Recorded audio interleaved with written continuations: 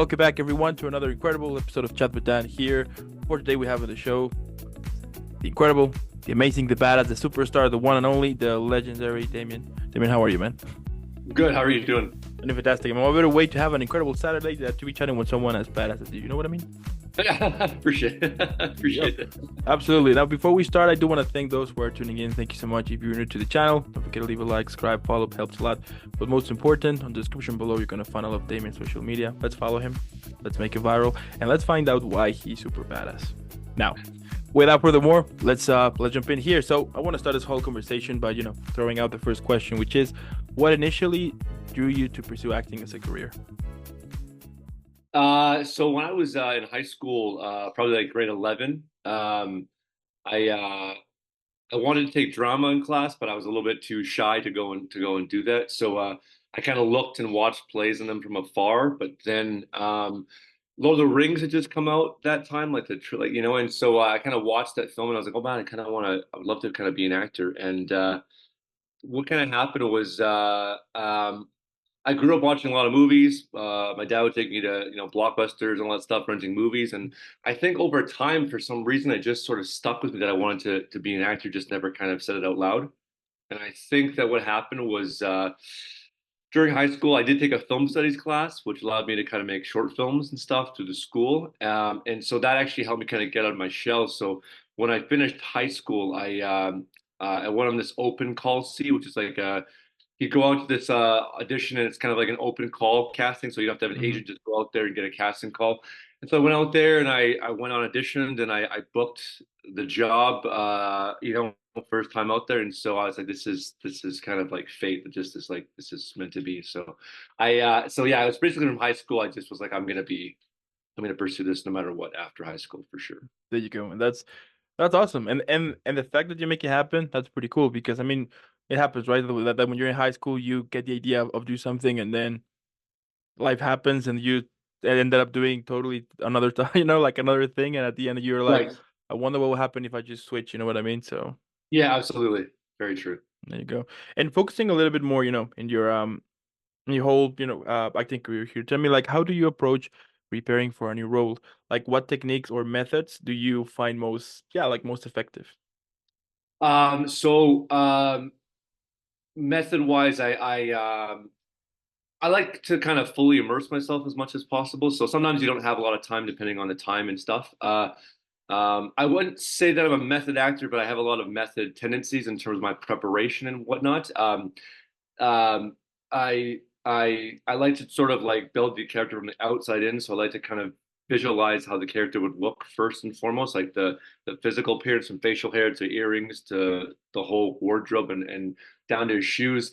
And then I kind of visualize that. Then I'll work inside and kind of break down the script and work on the character and sort of building that character from their backstory and seeing what's in the script to kind of see if it'll sort of figure out what I'm kind of going for and what the script's going for.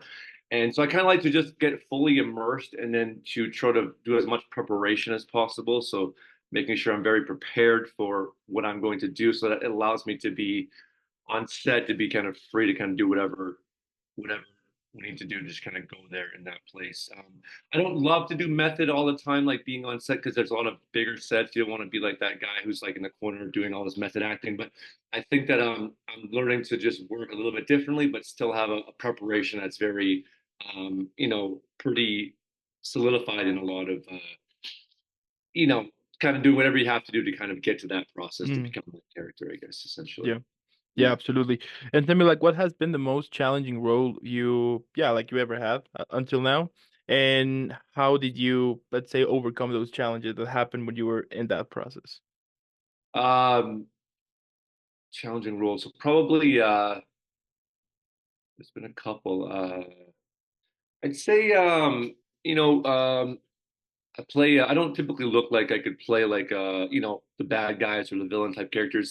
But I've actually played quite a bit. So I think one I just did a couple years ago was I played an inmate on death row. Okay. And so for that one, it was very challenging because the material was a little bit different. It was like a supernatural thriller, so it was a little bit different than a regular sort of inmate on death row. And so I just had to do a lot of research. I had a lot of time to prepare for that role, like a few months. So I kind of I had to kind of really I struggled with kind of how I'm going to play this person because I don't want to play somebody who's I didn't see him as this bad villain. I saw him as a person who had some issues. So I just don't want to judge the character. So I went into a whole thing of like um breaking down the script and just trying to find like who this person is and why he is the way he is and what he did and why he does the stuff that he does and asking questions about the character and why he is this way.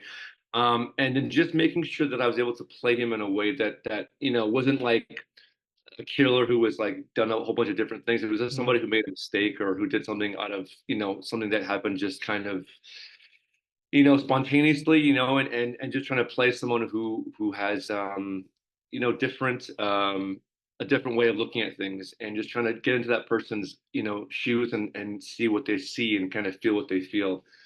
So that one was really hard to get into. So I had to kind of I grew a handlebar mustache and I had mutton chops for like 4 months, and I Mm. walked around as that person, and I shaved my head every day as that character would. And so I need to kind of really feel and become that person to kind of be able to play him. And so I think what it allowed me to do was that it just, I couldn't quite physically get there in the character, the way he walks, and so I had to work on the way he spoke and the way he talked. So I really worked on that through just kind of a preparational process of, I lived in my bathroom. I stayed in my bathroom for like 3 weeks. I just slept there and stayed in there for a while just to see what it'd be like to live in a small enclosure, to kind of feel that person, to find kind of get that character. And um, it allowed me to kind of actually feel how the character would walk in a cell because I had a lot of back pain, and then it informed me on how to sort of get into that character and sort of stay in that character, so that when I got to set, I could just sort of be, because I was free to just I was already I felt like I'd already done my best I could to become Mhm. him, so Mhm. I was just living him. And so when they called action and cut, it's just like I'm just kind of living that character. So it was kind of like I'm just trying to be free and live that part moment to moment. And I think it was a challenge because it really was a hard one to stay in that character, but it allowed me to just be open to the process and be moment to moment with the other actor in the scene. That's incredible. I mean, at the end of the day, it's a whole other process that just learning your lines, right? That's what some people might think, right? So. Yeah, absolutely. Yeah. I'd say, yeah, a lot of acting coaches that especially recently that I've been to is, he said it's not the lines, it's what happens between the lines. It's Mhm. lives, not lines, which is exactly what it's about, essentially. Yeah. Yeah, totally, totally. And tell me, like, how do you balance portraying a character authentically while still bringing your own unique style and personality to the role? Right. So that's actually been a challenge for me, actually. I'm taking acting classes consistently, and taking a class from now, and she's a great actress, and I worked with her before in a couple of workshops, and she basically I'm trying to do more like become me in the role, because no matter who you are in any type of actor you are, you're always you in the character, and the character is always you. Mm.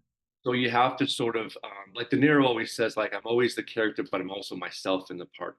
So I think what it is what I've learned is it's about bringing your authenticity of yourself, of who you are as a person, into that role. So no matter how much you maybe want to become like immersive and try to become this person as much as you can, if that's even a possible thing, it's to uh, make sure that no matter what happens, there's always a part of me in the role. So it's kind of like, how can you relate to the character in terms of like, a break it down, like how do you relate to that person?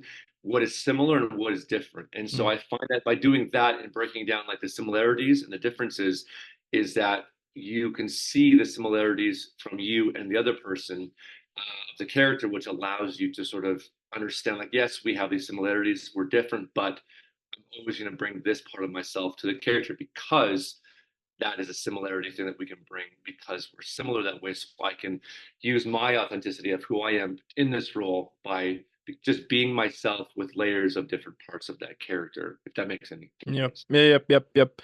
And have you ever experienced a breakthrough moment where a role or performance impacted you somehow and helped you grow as an actor?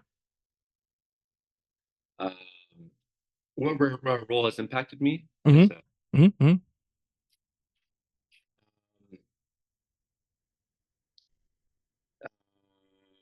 Yeah, there's a. I think every role impacts you for sure in some Totally. way. I think that even just recently, well, not recently, but a little while ago, I played you know, a referee in this big wrestling film, and there was some really big actors in there, and I was working with a lot of them, and I didn't really know what to expect because it was kind of it's a bigger set, and there was a lot going on, and I had a lot of scenes, physical scenes and stuff like that, and I just was noticing that when I was doing this role, the impact of this role is a kind of very simple role. I'm just a referee. There's not much going on, but I learned that through watching some of these bigger actors and stuff like that, and how they sort of prepare before they go onto the scene and stuff like that in the scenes, I just realized like some of the actors can just sort of turn it on. They, Mm. they they're off camera talking to the crew or the makeup people, and then they come on set, and then the collection, they're just the character right away. They're just like right into it fully, which is something I have a harder time doing. But I've learned that just through kind of watching their processes and watching these bigger actors work, that um, the impact it has is that you know every person has a process, Mm. and some people can just go into something and just be fully engaged and fully like wild and right in the moment and crying and right in just wow. And some people need to have their process be a little bit different. So talking to a lot of different actors who are pretty big actors has said that no matter what happens, is your process, and to get there is how you get there. So I think that learning and watching everyone kind of do their thing, I'm noticing that there a lot of them are like themselves in the character, like they are who they are in the character, but they're also playing a character, not a Mm. caricature. Mm. So I just like seeing like the differences and like, okay, I see, like, okay. So it's just like making subtle changes in your acting to show that your authenticity is there and how it impacts the role as a whole because you're showing who you are is yourself in the character. There you go. Okay. Okay. Now, what do you find the most rewarding about being an actor, both personally and professionally? The most rewarding, I think the ability to sort of play for a living, I guess, is kind of Mm. it's a big reward to be able to. Because essentially, we're almost like we're like we're like adult kids who get to go and play dress up for a living, sort of, and Totally. sometimes we take it kind of quite seriously, and it's a craft, and I think I'm lucky to be able to have found something that I enjoy, that is a craft. It's the rewarding part is like doing the work and making sure you can do the work to get there to play a part that you feel comfortable doing.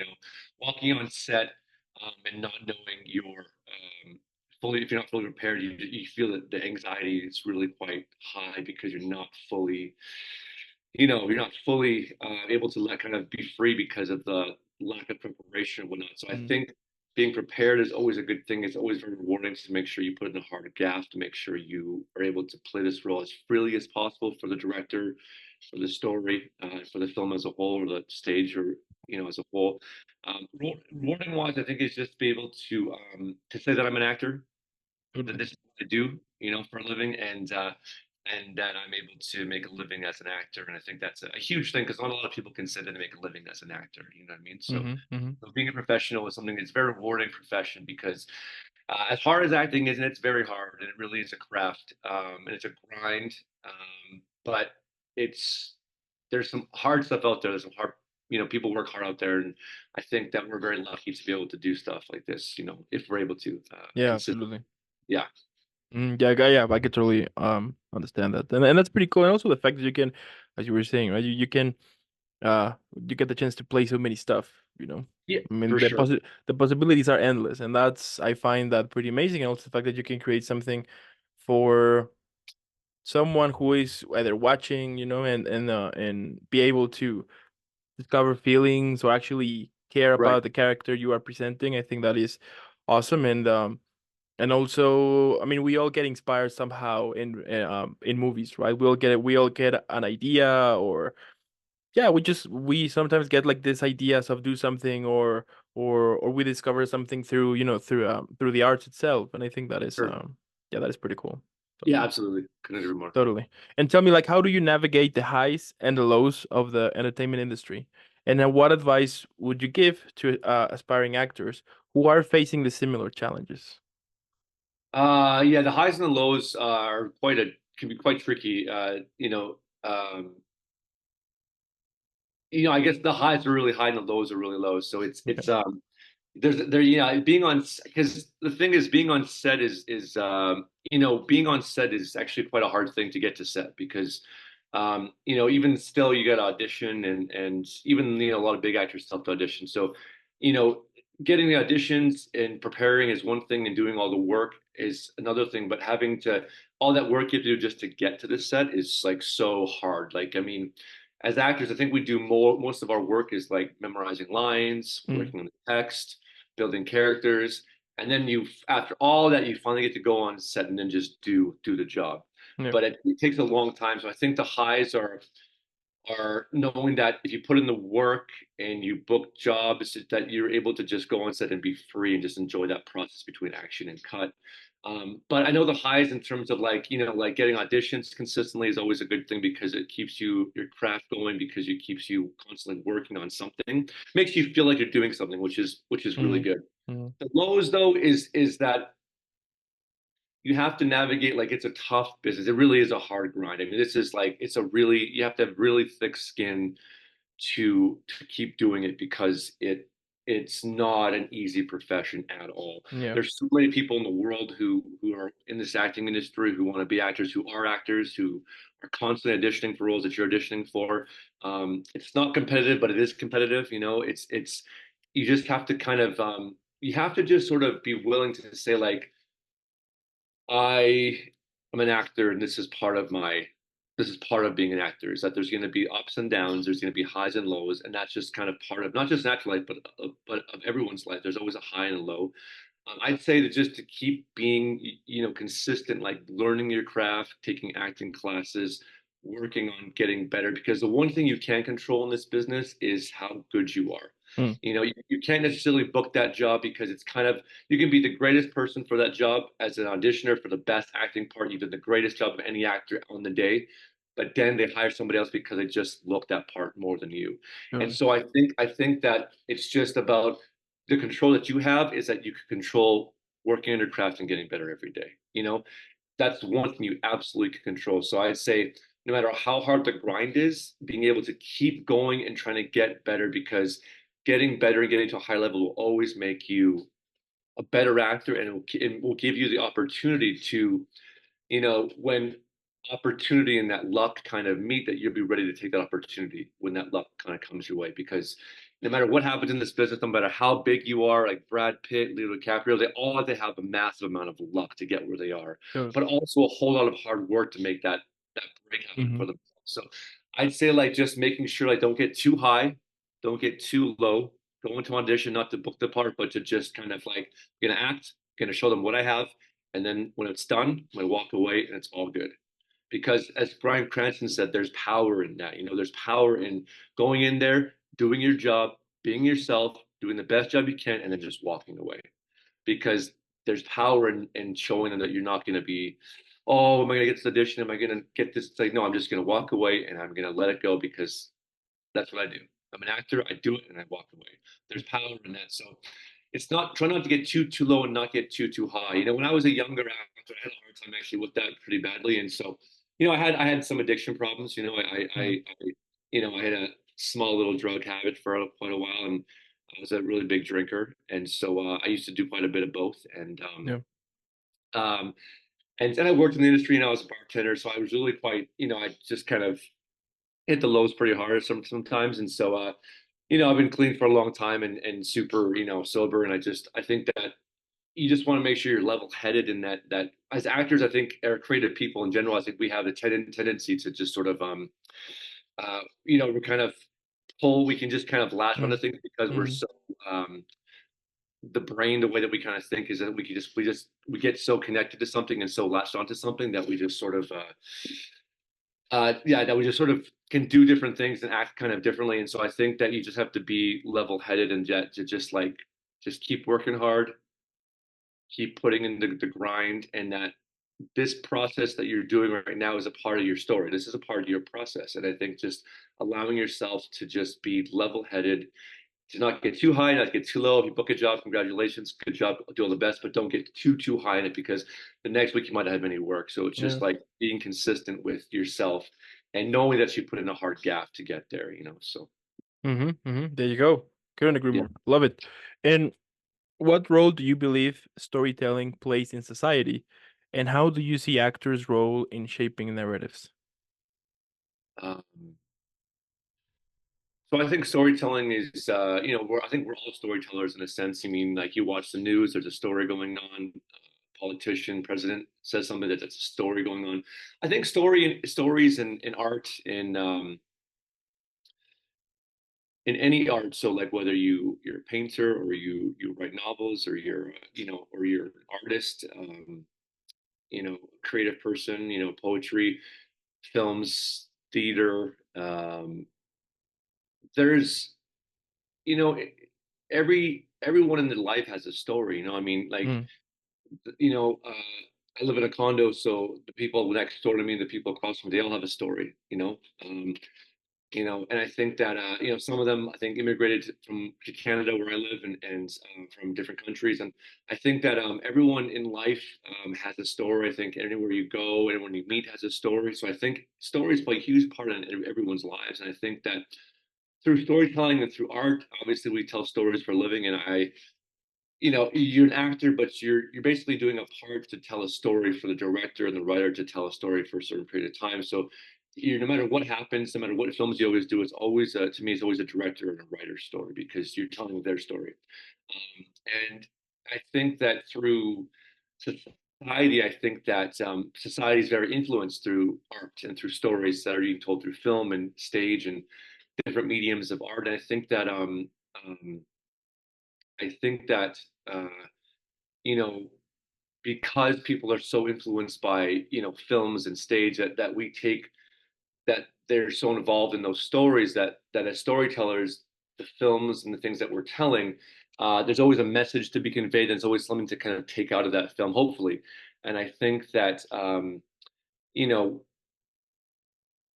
in society, like the presidential elections and mm, the politicians, there's just so many stories that are happening all the time, and I think that you just have to take you know take what you want from these stories and kind of use it to kind of, not fuel your life, but just use and kind of take what you want because life is it's so different. I mean, especially like the news and different things. There's just so many different things going on. I'm kind of not sure if I'm answering the question properly, actually, but I think that stories are very important and they have a lot of um, they kind of linger into society through the stories we tell, through the art that we make. But I think everyone has a story to tell and has a story in general. So um, I think that we're just constantly storytellers because everyone we meet, is a storyteller. We're learning about someone else's story. mhm. I think that really is a interesting aspect is people in general, is the stories that we have to tell. Totally. Yeah. Totally. That's awesome. And like, what motivates you? We all have those days that basically we just want to quit. It's inevitable, happens to all of us. So how you stay focused on, yeah, like how you stay focused on a moment that perhaps in your personal life might be like a little difficult, how you stay on track and not let yourself down, let's say. Yeah. So again, with the highs and the lows, I think, there's been times that I've obviously wanted to quit the industry, quit the business. I did leave for a little bit there as well, just to kind of, I needed to kind of clear my head to get other things going on because the business actually can take a toll. There's just so much grinding and so much, you always hear so many no's and you never hear a whole lot Yeah. of yes. So, Yeah. the thing that I think that is inspiring actually is Mark Ruffalo. He's this huge star now, and he got a, but the thing with him is the thing is that he studied for 8 years at Stella Adler in LA. He studied there for 8 years, and for his first year of study, he lived in San Diego, so he took the train every day from like he'd get up like 4:30 in the morning. he had to train from like 6:30 to get there and then go to class for like 8 o'clock. And then he'd go back on the train to go back home every single day for like 5 days a week for a year. And then he finally moved there and then he went to school for 7 more years at that school. Mm-hmm. Then when he was auditioning for parts, he said something like he auditioned for 800 parts in a row. He got zero of 800. Like zero of 800. That's like that is crazy. That is unfortunate Yeah. at all. And the thing with him is that he was in class with Benicio del Toro and some they were in the same class together. And I think for him, the thing about him was like he just was so motivated to not give up. Like he wanted to at times, but he just never did because he believed. And he said, even though I haven't booked these parts, I still believe in myself, and I know that one day I'm gonna book something. And it's gonna the thing about him is that he just worked so much harder than Yeah. everybody else. He just kept grinding and putting in that craft. And to me, he's probably the best actor of his generation, in my opinion, and for his generation. And I think that so if people like him who have become big successes, I think for everything, it's just not giving up. And even though there's times you want to, it's just how bad do you want this? Like, do you Mm-hmm. really want this? Like, if you wake up in the morning and like you want to be an actor, then you definitely should be an actor. But if you wake up in the morning and you're like, like I don't know if I want to do this, and you have to decide for yourself if it's something you don't want to do because at the end of the day, it's a very, very, very hard profession. Totally. And I learned in film school a long time ago that I didn't understand. I was so green in film school. I didn't understand the process, and I didn't understand how much work was required to be an actor. And I think they informed you like just how much work is required to be an actor. And I said, "Holy, this is a lot." Like I couldn't believe how much work it was they put in just for these even these small parts. And so I was like, wow, like this is like I didn't realize this was what it was. And so for me, it was like a moment where it's like, okay, I have to like really put in a hard graft to just to try to even become partly successful. I have to just keep working and keep getting better. And I think what people can learn from is just like watching other people's every person struggles, like Totally. Brad Pitt did not become Brad Pitt overnight. Like he worked and studied for a long, long time. Like he was in LA from, Missouri, the Ozarks. He was there for a long time before he got breaks. I mean, he was working 3 jobs. He Mm-hmm. was a limo driver for like escort services. I mean, he was working like hardcore just to kind of make a living to pay acting classes and stuff like that. So I think what it comes down to is just like making sure that you just see what you really want in your life and Mm-hmm. to just make sure you go for it and make sure that no matter what happens, you're going to hear a lot more no's than you're going to hear yeses because the no's are always going to outweigh the positives. But there's always positives even in failure because when you fail and when you don't succeed, that's when you learn the most. You learn most about yourself, about what you're doing, about your craft, because failure teaches you all those things that success does not teach you. And so people have a lot of failures. They learn a lot of different things. And I'm sure Mark Ruffalo learned a lot about himself going for 800 for auditions. So Yeah. just to keep understanding that no matter what happens, this is part of your story. It's part of your process. And this is just part of the struggle. But the struggle is also a beautiful process because that is in a sense your life. Like this is your life. Mm. You're doing what you want to do regardless of your successes or your failures.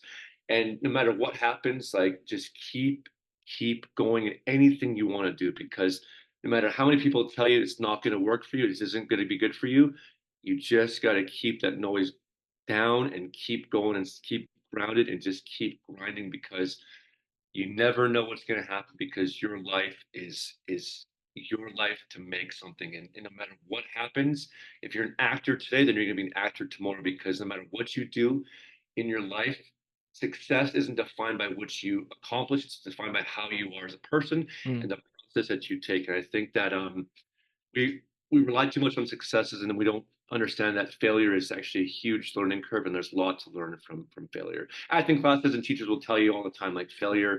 failure. You learn so much about yourself through failure. So I just say keep going and learn from those failures. Okay. Okay. And my last question. So we can all enjoy and relax after difficult, challenging questions here and there. Tell me, Sure. what do you think that would be the best title for this episode?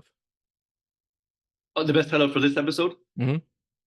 The best title for this episode would be oh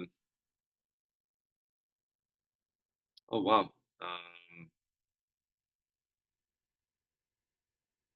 you learn you learn in failure. I like it. Okay. Yeah, All you right. learn in You failure. learn in failure. Okay. Yeah. Because that's gonna be like the whole title for this episode. When you check Okay. when you check it on YouTube, Spotify, Apple, I mean you will put that and that should appear. Or learning from failures, learning from your failures. Learning Learn from from failures. Okay, okay, I'll take it. And I mean, at the end, what can I say, man? I mean, the fact that you're doing what makes you happy, the fact that you are working on it, the fact that you are, yeah, keep motivating yourself in order to keep achieving more. I mean, that's incredible. I mean, we all know that that focusing on something that you care, that you love, sometimes tends to be a pain in the butt. Sure.